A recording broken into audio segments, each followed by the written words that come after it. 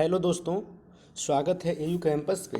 दोस्तों आज का यह वीडियो स्पेशली मैं यूनिवर्सिटी ऑफ इलाहाबाद के बीए एंट्रेंस एग्जामिनेशन के पॉइंट ऑफ व्यू से उसमें काउंसलिंग के लिए कुछ महत्वपूर्ण निर्देश और कुछ महत्वपूर्ण विषयों के बात करने के संदर्भ में वीडियो बना रहा हूँ।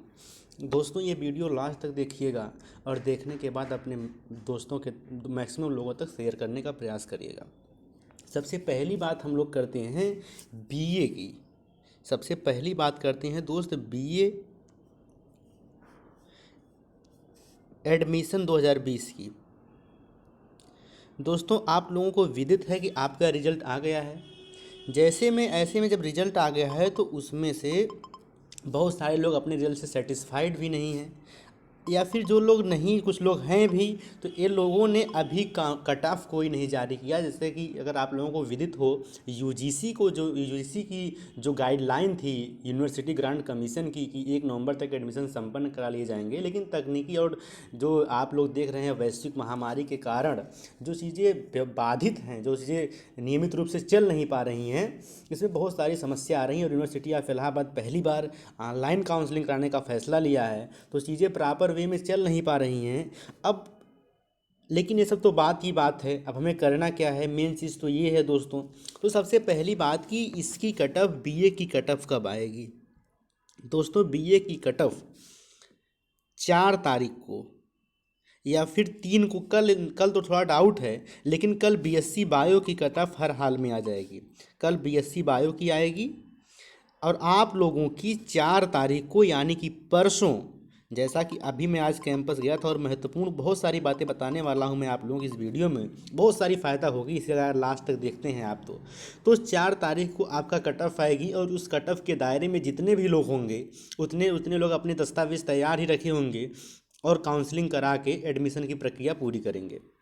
ऑनलाइन काउंसलिंग करना है, घर से कुछ करना नहीं है। अगर आप एलिजिबल हैं, आप कुछ क्राइटेरिया में आती हैं जिन लोगों ने मानक बनाया है, तो आप जैसे ही साइन इन करिएगा आपको अपना सारे स्कैन करके, कैम स्कैनर एक ऐप आता है उसके थ्रू आप स्कैन करके पीडीएफ बना के आप उनके यहाँ भेज देंगे, वो वेरीफाई करके आपको मैसेज देंगे। और अगर आप एलिजिबल हैं तो आप फी पेमेंट करते ही आपका जो एडमिशन की प्रक्रिया है वो निश्चित रूप से पूर्ण हो जाएगी।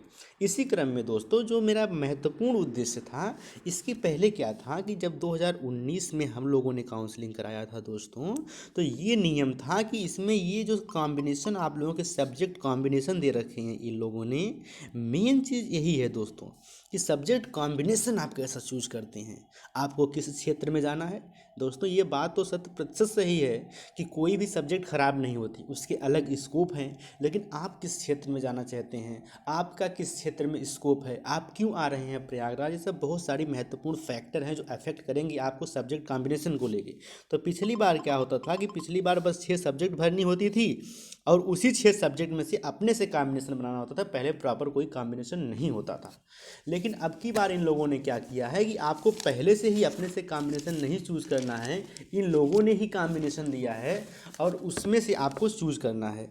देखिए दोस्तों, और दूसरी बात ये है कि ये यूनिवर्सिटी ऑफ इलाहाबाद है, ये एक सेंट्रल यूनिवर्सिटी है दोस्तों। आप लोग अगर इसका देखते होंगे वीडियो, तो इसका जो एक डिपार्टमेंट है, हर सब्जेक्ट का अपना एक डिपार्टमेंट है, और अपना एक डिपार्टमेंट जो गांव के डिग्री कॉलेज अच्छे वाले होते हैं, उतने बड़े कैंपस और उतनी बड़ी व्यवस्थाएं एक डिपार्टमेंट में होती है।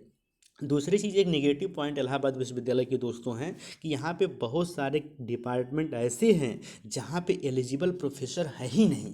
मतलब प्रोफेसर एक भी नहीं, एक आध हैं, बाकी सब रिसर्च स्कॉलर हैं। जैसे हम आप लोगों को बताएं, मॉडर्न हिस्ट्री डिपार्टमेंट जो यूनिवर्सिटी ऑफ इलाहाबाद का है, उसमें 2 या 3 प्रोफेसर सारे मिला के होंगे, और जो पार्ट 1 में पढ़ाते ही नहीं है, पार्ट 1 में सिर्फ रिसर्च स्कॉलर पढ़ाते हैं। और आप समझ लीजिए कि पीएचडी करने वाला छात्र और एक प्रोफेसर में कितना अंतर होता है। सब खैर बात की बातें हैं।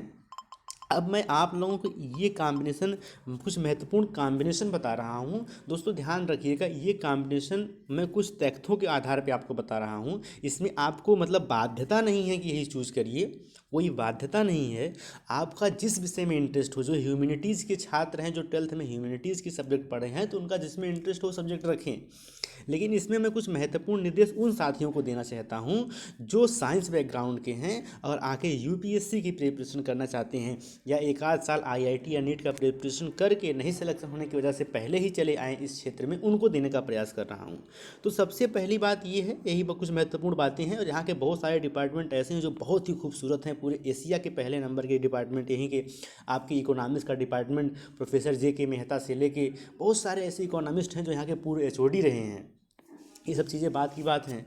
अब मैं आप लोगों को बताने जा रहा हूँ कुछ अच्छे कॉम्बिनेशन कि जो पहले कटअप में बच्चे आएंगे वो कौन कौन से सब्जेक्ट कॉम्बिनेशन उन्हें प्रॉपर लेना चाहिए और कौन से मतलब चूज़ करने चाहिए। और दूसरी चीज़ बहुत ध्यान दीजिएगा कि सब्जेक्ट की जो प्रेफरेंस है, जो वरीयता है, वो बहुत सतर्कता से फिल करिएगा, क्योंकि सब्जेक्ट प्रेफरेंस आपको वही अगर एक बार अलॉट हो गया तो फिर वो चेंज नहीं होगा 3 साल किसी कीमत पे आप कुछ भी कर लीजिएगा, कभी नहीं चेंज होगा।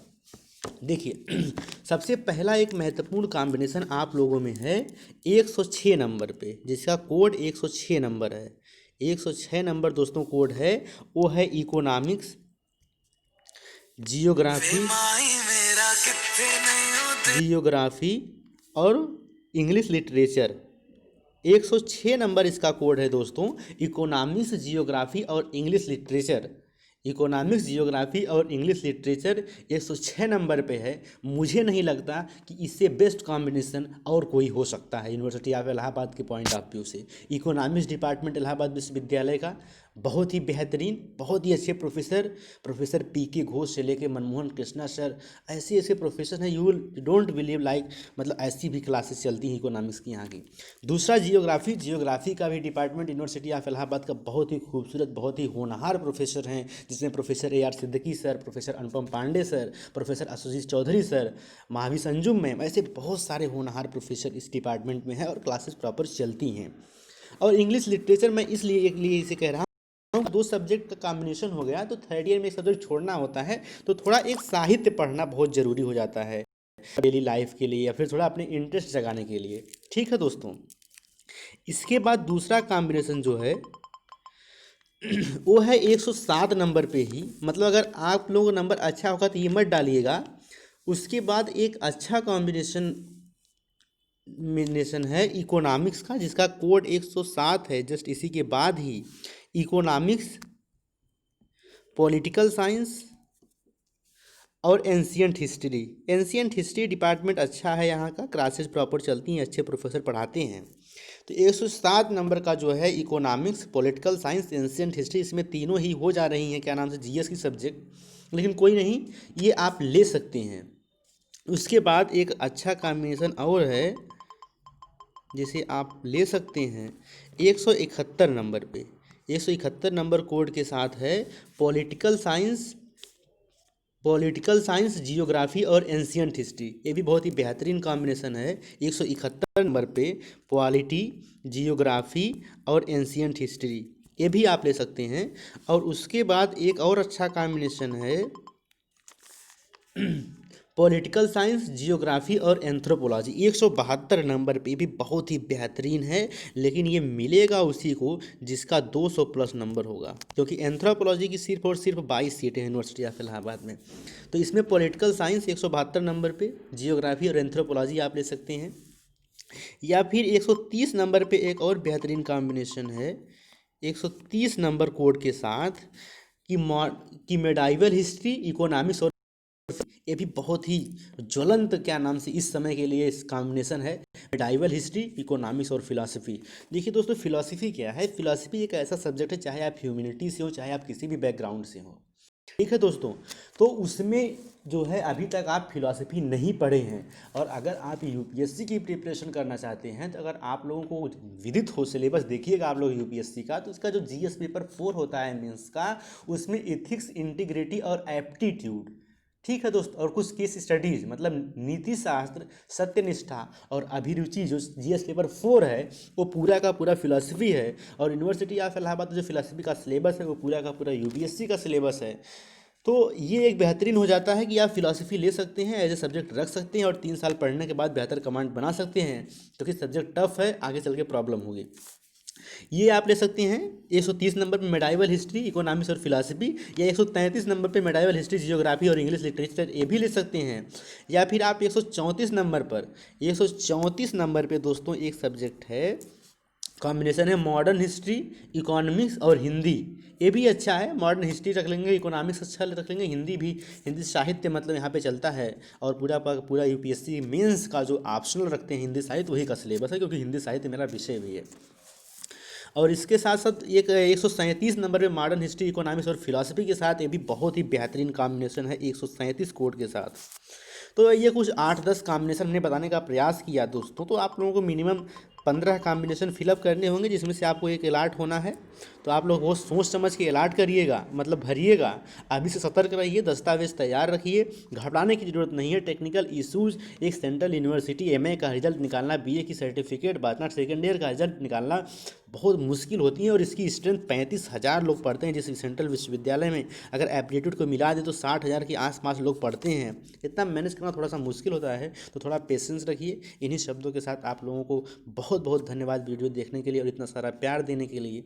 दोस्तों, अगर आप इसको थोड़ा अपने दोस्तों के साथ शेयर करने का प्रयास करिएगा, क्योंकि हॉस्टल अलॉटमेंट की प्रोसेस पूरी चेंज हो गई है इस बार। इसका अगला वीडियो जो मैं पहले पिछले हॉस्टल पे वीडियो बनाया था, वो पूरी तरह से चेंज हो गया है। अब की बार फिर एक वीडियो हॉस्टल पे आने वाला है, जल्द ही लेके आऊँगा। आप लोगों के लिए मैं हमेशा ही कुछ करने का प्रयास करता हूँ, और जितने भी यूट्यूब चैनल वाले देखने का प्रयास करते हैं, बहुत ही अच्छा काम करते हैं, क्योंकि बहुत सारी सांत्वना मिलती है देख के ये चीज़ों को। और जो है कि जो कुछ लोग नहीं बता पाते हैं ऐसी चीज़ें, तो वो मैं बताने का प्रयास करता हूँ, क्योंकि मैं विश्वविद्यालय का छात्र भी होने के नाते। और आज ही अभी कैंपस खुला था, आज बहुत ही बेहतरीन चहल पहल के साथ अभी घूम के आए हैं हम लोग। तो हमें लगा कुछ चीज़ें छोटे भाइयों की मदद कर दें। इसी के साथ धन्यवाद।